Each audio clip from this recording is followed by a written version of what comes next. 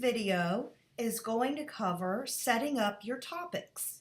Community Remarks comes installed with just some basic topics set up so that it's just not empty. And it also sets a precedent so you can see how they are set up. Then you can change them, delete them, add your own, etc. So our comment topics are these over here in this pie chart. This is my generic comment topics that come installed. This is my Community Remarks demo site. So when I drop a pin, this comment category is our comment topic. Okay, important site, bike, redevelopment, transportation improvement. That's what appears over here. Then of course we have general comments that aren't related to a specific place on the map. So let's go under the topics tab and say view all topics. Now this tutorial is going to just stick with map-based comments. There are project-based comments, but that is related to the Community Remarks Basic Plus license. So I'll be talking about project topics in a separate video. So right now with the basic license, we have two opportunities, map and general, okay? So let's look at important site map-based comment topic. So you come here and you can either edit some of the pre-installed or you can just delete them. Let's take a look at how they're set up. Okay, so first we have the topic name. You can have a description. Maybe you have a definition of this comment category, etc. It'll appear in the left-hand navigation over here. If I put something here, let's say delete. If I come over here, the description, anything you put will just appear under this link, important site. We're just using that one as an example.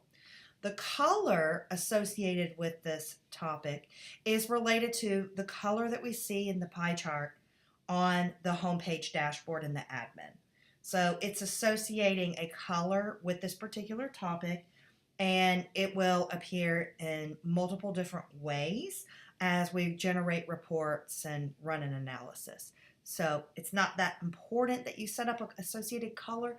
It would be helpful to associate a color that kind of matches the marker. That way you've got some consistency on the back end with the front end.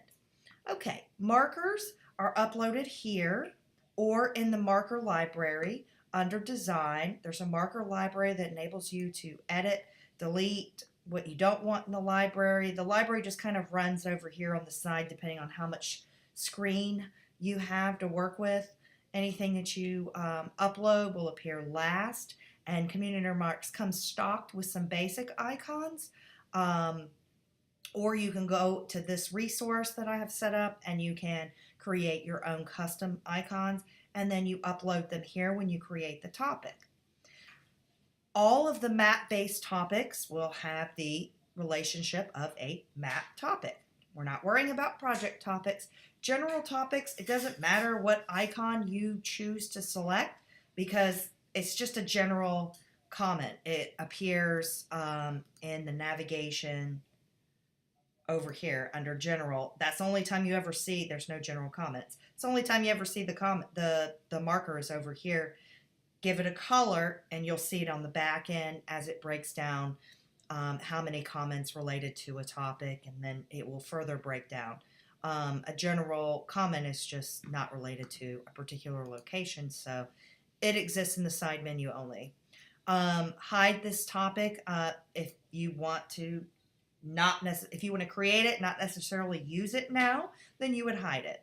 The display order, if everything is 0, it'll just order them in the order that they were put into the database. Assign a geolocation. We're not going to go into this right now, but if we filter our topic, our map, based on important site, and you set up a latitude and longitude center point, that center point overrides the center point that you set up under setup, under your master control panel. Setup. We have a center point for the map there. This will just override that if you chose to use it. Kind of a rare instance that we do. All right, so that's how topics are set up. Now, let's talk about subtopics. This is the newest feature that I've added to community remarks. So if we go back to the home page, in a previous video about the setup and dashboard, I showed you these pie charts. So why is this place important? Of course, this is just, generic stuff that I'm creating just to show you how this all works. So why is this place important, and rate this place? So that is related to subtopics. This is the newest thing that I have added on to community remarks. So let's go to important site. Has subtopics? None of these do, but important site does. Yes, let's manage them here. So this topic, important site, has 2 extra questions. Why is this place important? And rate this place. So what does that mean? How does that manifest? Okay. So we go to the comment form and we choose important site. Ooh, once I've chosen important site, 2 additional questions appear. Why is this place important? And of course, all of our additional questions that we're asking are required. If they do not select anything, they can't move beyond this. So if you are going out of your way to add additional questions, by default, I have made them required. Okay, why is this place important? It's a park. It is my neighborhood. Rate this place. It is excellent. So there's 3 options for how you create these additional questions. They're either a multiple, which this is a multiple, so I can select multiple options. There is a drop-down menu. It can only be 1, especially if I'm rating something. It can't be 5 and a 10. So this place is excellent. And then the other additional subtopic question you can ask is open-ended, which is just like the comment box here. So it can be, please explain why you feel you rated this place the way you did. It can be an additional question, text box kind of question. So how do we set that up? Well, we go to topics and we go to the subtopics page. This is how we got here. Except from the topics page, yes, you have them. No, you haven't set them up. It's all going to take you to this page, okay? So let's look at the ones that I've set up. Why is this place important? So you can go to create new, okay? And here's this blank, but I'm going to go over the one that I've already filled out because I just feel like it's easier. All right, so the subtopic name, this is hidden. So this is just later you'll understand whenever you export stuff out, you'll see this label a lot. It doesn't have to be the same as the public label name, but you can use them as the same. It's fine. So why is this place important? I copied and pasted for the label name. Corresponding comment topic. So we've kind of got like all of our subs going as a one-to-one relationship right now. So if you were to ask this question for 3 topics, you're going to need to create this 3 times. Sorry, it's just the way it's set up right now. I'm trying to keep things as simplistic as possible. Okay, so I've got this related to important site. So anytime a comment is dropped on the map, an important site is selected. Why is this place important? Secondary question is going to follow. The comment type, I selected that it's a multiple. Remember, we come back over here. See, I can say that it's a park, it's my neighborhood, I am here frequently, and it needs help. So we can say multiple things, okay? And this is just an example. You can set this up however you want. Of course, we have the option to hide this topic in case you want to. And then the order is the order in which it appears on this page. So I put this one as 1 and this one as 2, okay? So that's what that looks like. As soon as you set that up, you'll have to, because I need to add values, right? How did these values of it's a park, neighborhood, here frequently, how did those get there? It'll show you on this page to add values or edit values. So I come here to edit values. What order do I want it to appear in? Of course, that corresponds to this. 1, 2, 3, 4, right? 1, 2, 3, 4. And the other option is to add a color. You just click on this little box and you can come to this color wheel and you can choose a color and click on it, and it's going to automatically associate this topic with that or the new topic, right, with that color. And these are the colors that I've chosen.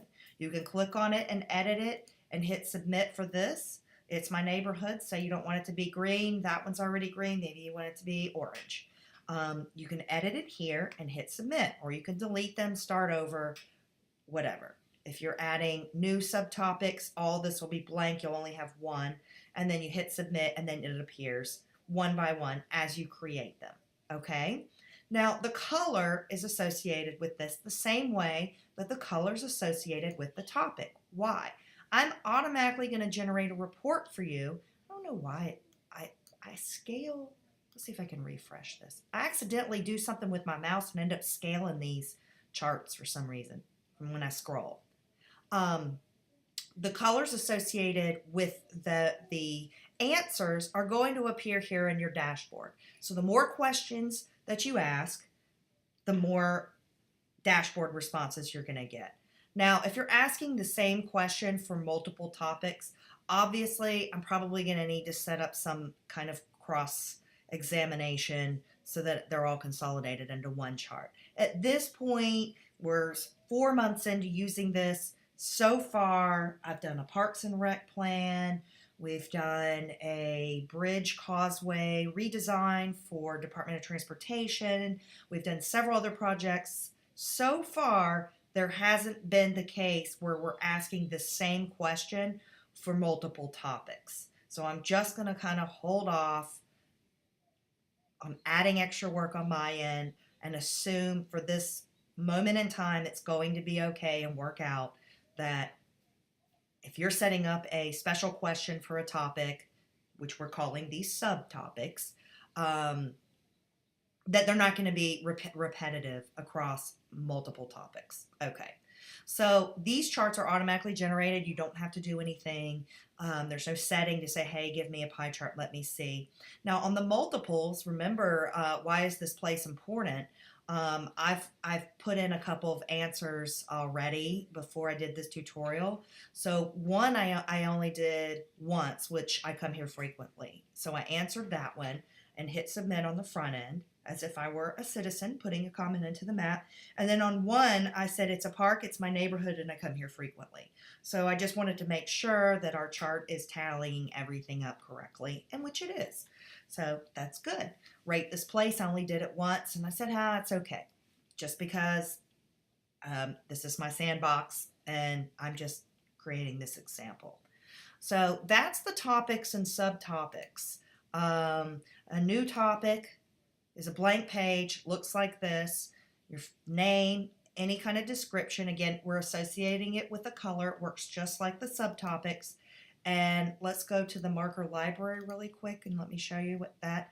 So if you have multiple markers that you've already pre-designed, you can just boom, boom, boom, boom, boom, boom, boom, hit them into here, done. Pretty easy. You can delete one by one any of these markers you don't need. The lines, these were related to any uploaded KMZ file that we had exported out of GIS that we put as overlays, like our polylines, onto the map. They're automatically generated, and I'm going to go over KMZ files in a separate video tutorial, but I had this pre-loaded with line colors. Now we're auto-generating an icon for our from our KMZ files on the fly, and they automatically become a part of the legend over here in the side nav. So this is your marker library that enables you to just kind of manage everything back to back, or you can just come to your topics here and your individual topic page and change that icon on a individual basis as needed.